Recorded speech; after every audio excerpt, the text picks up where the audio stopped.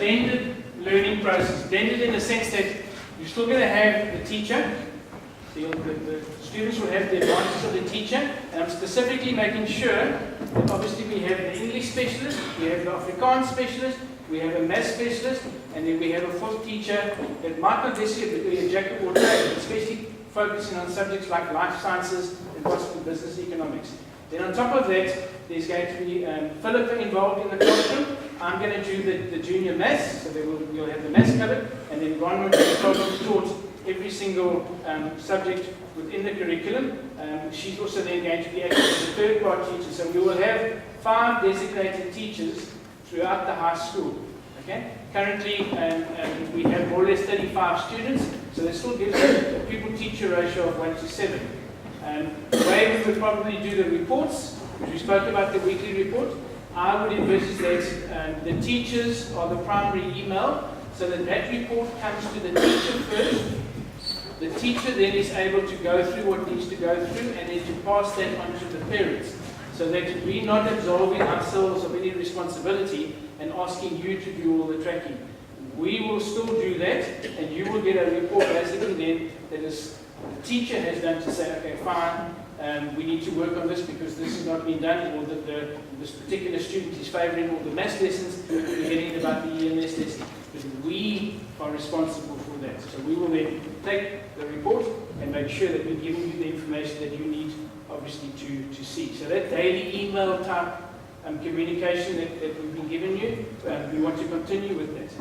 In no way are we saying, well, children are now just going to sit at a computer with earphones on and listen to lessons all day. No, far from that. We're obviously not taking the teacher away. We're making sure that the teacher is still there.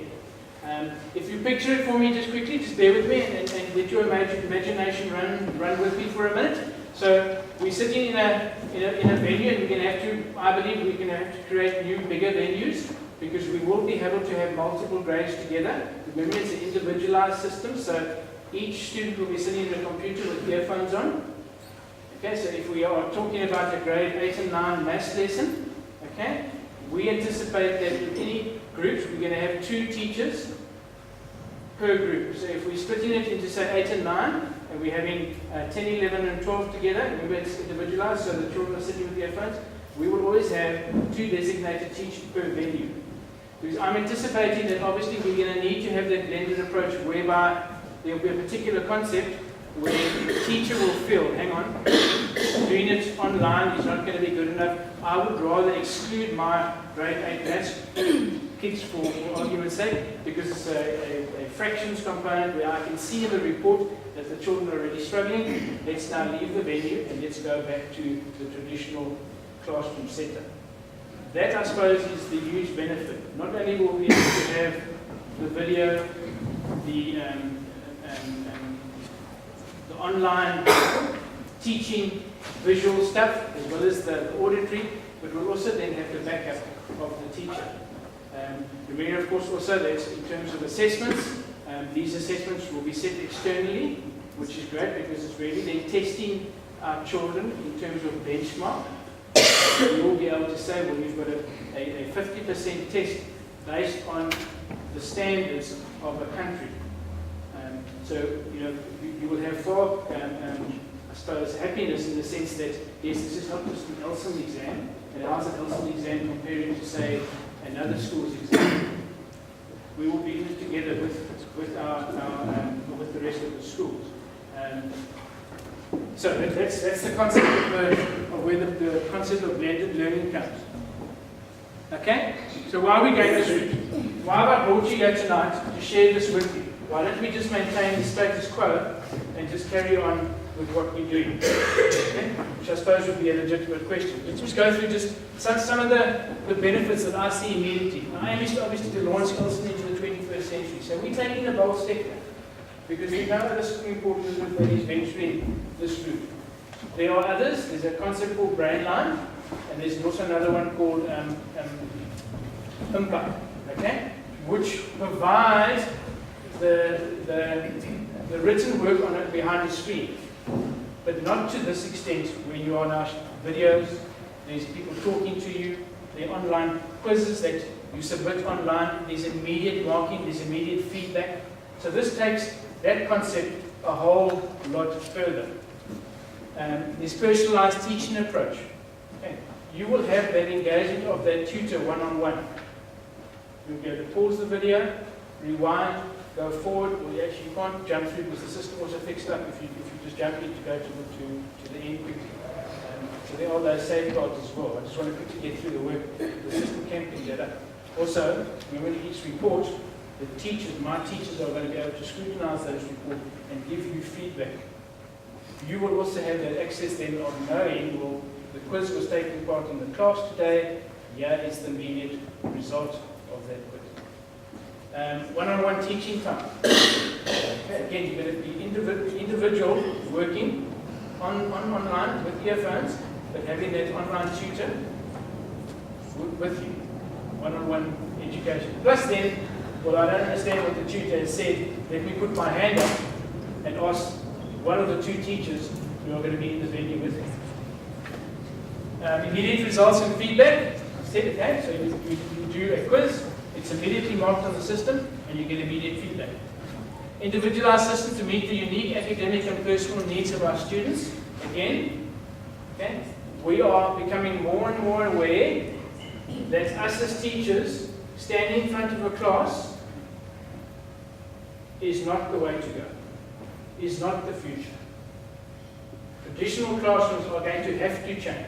We have already brought technology. In other words, Elsen has already been at the forefront of technology by bringing lots of technology into the classroom, by trying to expose our students already to the YouTube video clips. This takes it a whole step forward. Not only do you have the online videos, you also have the online tutor, and we are now exposing our children to a whole different way of learning rather than just the old traditional chalk and chalk. Access their work and submit assignments from anywhere. If you don't mind me using Cameron as a man, Cameron now is about to leave us and he's going to represent South Africa overseas shortly, and he's going to be away for 2 months. Okay? Not that he would, because he's going to be very involved in representing South Africa, but there would be the possibility for him to go online at any stage. Or Cameron could have said, well, I'm going to be away for 2 weeks, so I'm going to spend part of my holiday, Cameron, and I'm going to go and do studying in my holiday to make sure, because I then know that I've got to catch up a whole lot of work while I'm away representing South Africa. Or I'm sick.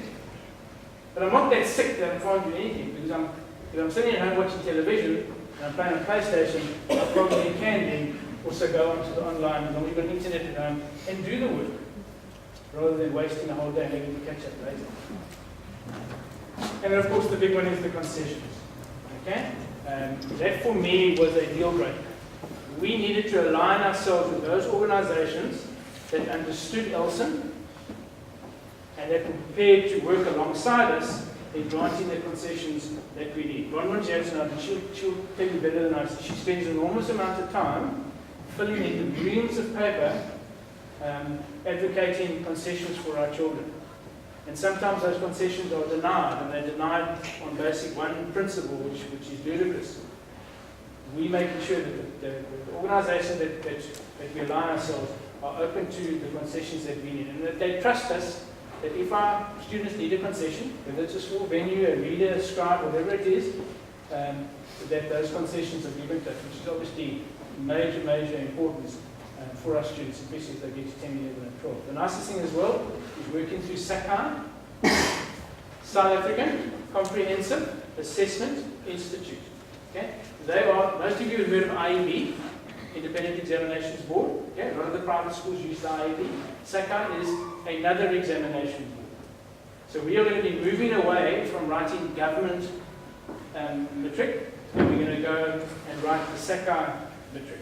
Okay? The huge benefits are the concessions that we will get far easier without that much effort, and as well as we're having now an independent assessment body. My teachers will be able to moderate with a far variety or far bigger pool of specialized teachers who will be moderating the exam papers, or especially the marking, and we will have access to that.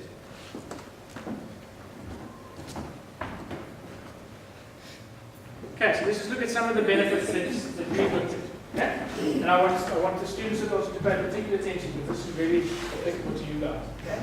So we're taking our students into the 21st century. They will be engaged with technology on a daily basis. All learning materials are in digital format, so there won't be the need for textbooks anymore and heavy bags. Reading and comprehension skills will improve. Okay? My students will know that I stand here in front of them and I stand in front of you guys and say we need to get our students to learn to read more. How do we get them to read more? Well, we can't literally force them to read, but here's a way, because they're going to be required to read a lot. And reading is a skill. So they have to be able to read. And with reading, their reading skills will improve, as well as their comprehension skills will improve. Their keyboarding skills will improve. They'll be engaging, either asking the online tutor a question, so their typing skills will need to improve, and they will improve over time the more that they use it.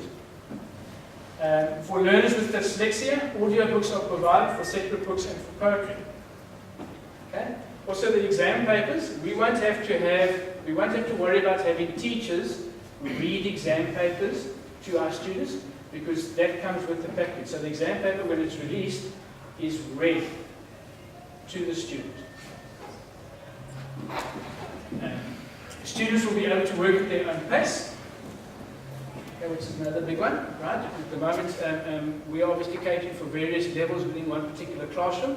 So if we do need to pull a student away from the computer to explain something, we're not disadvantaging then the rest of the class, so to speak, because it's individual, so the rest of the class could potentially carry on working by themselves.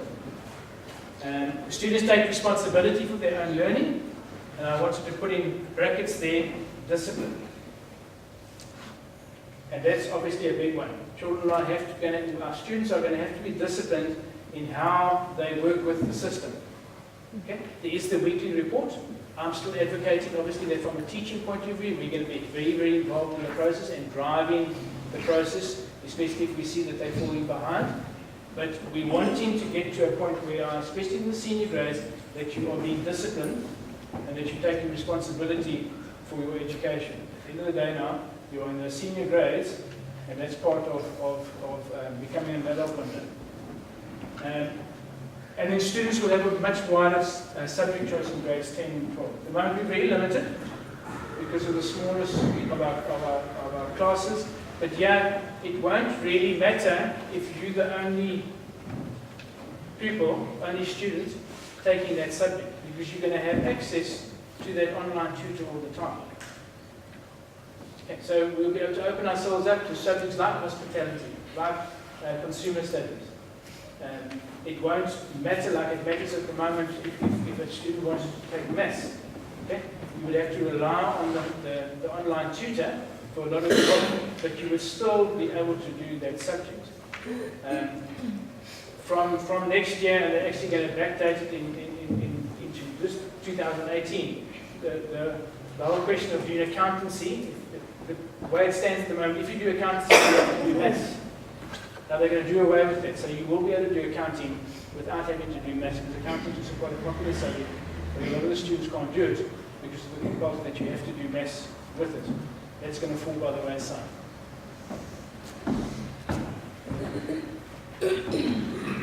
So, as I already mentioned, lessons are full of a variety of teaching styles, including videos, slide presentations, stories, etc., catering for all the different learning styles, rather than, just like I'm doing with you now, standing in front of you.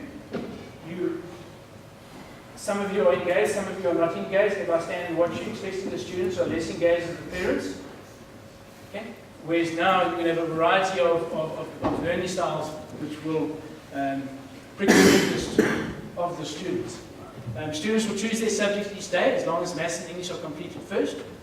We will no longer need the Moser lessons when the teacher is absent.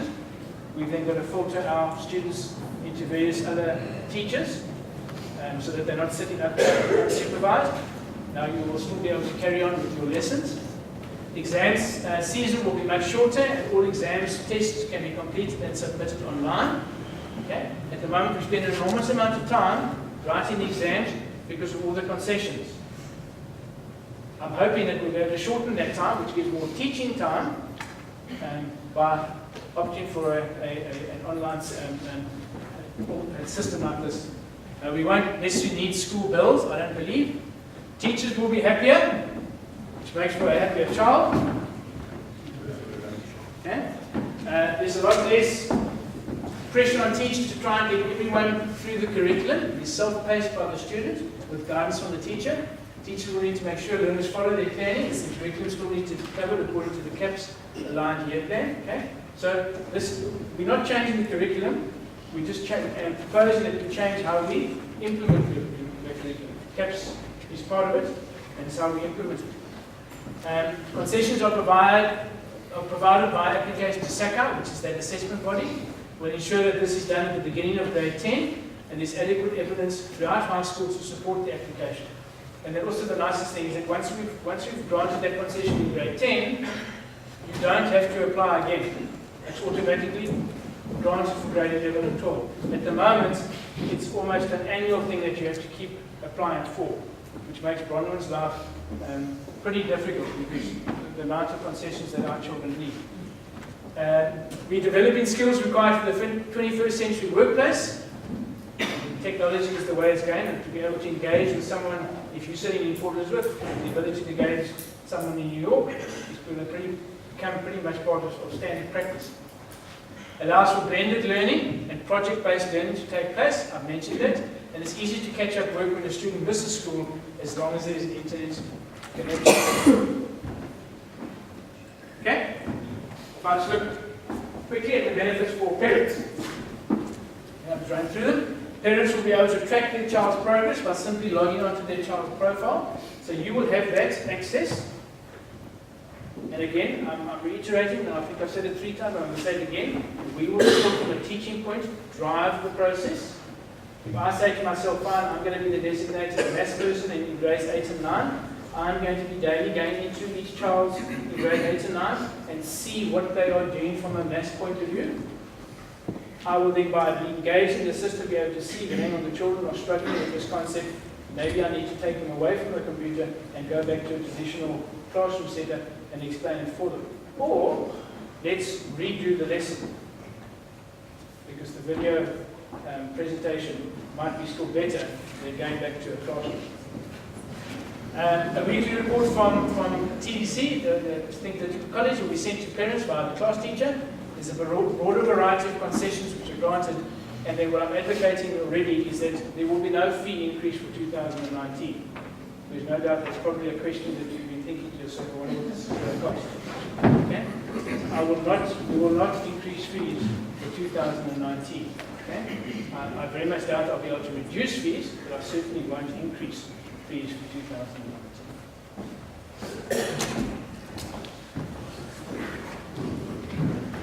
Okay. Hopefully by now you're getting a clearer picture of what we are advocating, what we're proposing. Before I take questions, and if there are questions, we shouldn't take it. Before I do that, I want to ask Philippa just to come share her thoughts. And remember now, she's taking her director's hat off. Okay? And she's putting her parent's hat on because she almost needs to, at this point, she needs to be sitting in front of you or with you. But she's going to talk to you and from a parent's point of view. Okay, so from a parent's point of view, I just want to reiterate exactly what Mark was saying about the fact that it's going to make our lives a lot easier, not even to mention the teachers' lives, because I am a very hands-on parent at home when it comes to homework and studying. So questions that I was just thinking what you would be asking me if we were chatting outside and you were saying, okay, why this, why now? I am a research junkie. I am immersing myself in research all the time. If it wasn't for makeup, you'd see the dark rings under my eyes, I promise you. Because I am constantly looking for better ways of doing school. So I was looking for a program to help prepare for exams, all right? So when it comes to exams, it's a very stressful environment in our home, And we really struggled to get homework done, to study for exams, and I was looking for a way to help with that process. So I know kids sitting here, I don't think if I had to say to you how many of you actually enjoy studying, I don't think there'd be any hands going up. And if I said to you, and how much do you enjoy doing homework, I don't think there'd be much hands going up either. So I was looking for something that would almost not replace homework and studying, but assist in that process. And I tried a few. With my research, I found various ones that I would ask for a trial, and I would sort of play around with them, and we would do them together. And some were nice, some weren't nice. And there was a very, I needed a balance between something that was good in how it included content, and that was also fun and engaging and exciting for the child. So it was quite a challenge to find the right balance between the two. And I stumbled upon Think Digital College, and I liked the fact that it was local, so it's South African. I liked the fact that I could get a reply to an email, and I could speak to a person on the phone immediately. And I also liked the fact that it was established by a mom who founded it because of her own child and what her own child needed, and I really loved that. It was vibrant, it's interactive, it's exciting, it's engaging. There were different types of questioning as well, which I liked. You know, there's multiple choice, there's paragraphs, there's answer the question, fill in the missing word. And with our children and the way that they access information, they need to have variety. You can't just have the same. So I enjoyed the fact that we could actually go onto Think Digital College. I asked for a trial, and we could go through the lessons. We could use the tests as revision for the exam the next day, and it was something that we could do together. So how we did it was, because I'm over 40, I can't see very well, so we would project the laptop that Vicky had on there onto our flat screen TV. So we could sit together and we could work through, and I could see perfectly, and he was doing his thing, and I could ask, and I could see exactly what was going on. So I love the fact that you can actually do that. You can project it onto the screen, and it's big, and I could see and I could follow exactly what was going on. I also like the fact that there was instant feedback. So for example, if we did the test and we submitted, it was there was the answer, 60% or 50% or whatever. And we said, I think, and I did check with him, that if he got more than 70%, he could stop studying because he knew the word there. So there was that incentive to make sure I'm getting 70%. I think it was 70%. So before I even sort of had to say, have you studied? We could say, okay, let's do the test and see what you get. And if it wasn't 70%, say, okay, go back, go through the slides again, do the test again, and we would carry on until that 70% or more was there.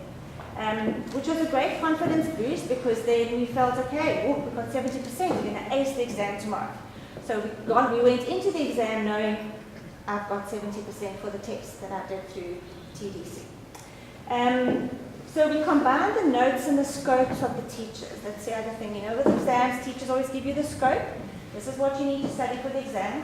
So we had that, and we would just do the slides that were related to the scope for the exam. Wouldn't worry about the other slides. If it wasn't going to be in the paper, we didn't worry about it. We just did what we needed to do. Okay, so that was easy. And then finally, I have the same concerns and anxieties as you do with our children, because I'm sitting here with you as a parent. And I think at the end of the day, we really want to find what works best for our children. We know, and if you follow me on Facebook, follow the school on Facebook, we're often posting things about, you know what, this is not a one-size-fits-all school. We need to accommodate different learning styles. We need to be different. We need to be projecting into the 21st century, because our kids are going to need to be those people out there doing those, using those skills. And if we're not teaching them those skills, they're going to go out there into the into the world of work and not have those skills. They're called soft skills. So this particular method really helps them prepare for the outside world. So, Elsen Academy started because there was a problem, and I'm a problem solver. Anybody that knows me, if there's a problem, I solve it. I can't stand having problems. I'm constantly looking to see where the solutions are, which is why Elsen started. And I think that with this program, combining Elsen Academy as it is with an online curriculum, we are only going to improve and we're only going to get better. And I'm telling you that there are going to be other schools chasing after what we are doing, because like Mark said, we are the only school in PE, correct me if I'm wrong, but I don't think there's anyone else doing this in the Eastern Cape even. So we are doing the best of both worlds. We're doing blended learning, which is online plus the teacher at the same time. And it's all the time, not just for maths or not just for history. It's all the time. So I just want to thank you for coming. I want to thank you for trusting us, and you will have questions and we will have answers and we will find the answers if you don't have them. But I want you to be kind of open-minded with this. Yes, it's different, but we need to go different. We can't carry on same. Our children do not learn like robots, which we're expecting the children to be like robots. They're not. So thank you for coming, and thank you for allowing us to network with you and to integrate with you. And thank you, Mark and Catherine, for, I suppose, believing in my idea, because sometimes I come up with crazy ideas and they kind of just say, that's nice, move on. But this time they actually sat up and listened, and we're here today. So thanks so much, and if you have any questions and you want to email me mom to mom, please do. But there is the opportunity to have questions, and we will meet with you one-on-one. You know, when they say if it sounds too good to be true, then it's probably not true. I don't want to stand here and present only the glorified positive things. I went and Googled what are the disadvantages of online learning. What are some of the things that the children or the students lose through an online learning process? We, of course, that we are not exclusively going to do online learning. We are going to use it there to the process. It won't only be online all day, every day. But some of the disadvantages were you miss the social interaction in the classroom. Okay? So how much of social interaction should be taken in the classroom anyway? Okay? Most of the interaction is normally with the teacher and the class, because if your social interaction too much in the classroom, like my students are doing at the back now and not paying attention, then you are actually not listening to the teacher in any case. Okay? Everything else about Elsen is going to stay the same. Okay? We're just taking the CAPS curriculum and we want to teach it in a different way. In other words, we want to add to it. Everything else about Elsen is going to stay the same. We're still going to have the uniform. We're still going to have our normal school hours. We're still going to have the prefix and the sport and the phys ed and everything else that accompanies Elsen. It's just that when you walk into our classrooms, there will be students sitting at computer stations with earphones on, or very well there could be a whole lot of blank desks in that particular classroom because they've gone somewhere else to be taught in the traditional sense.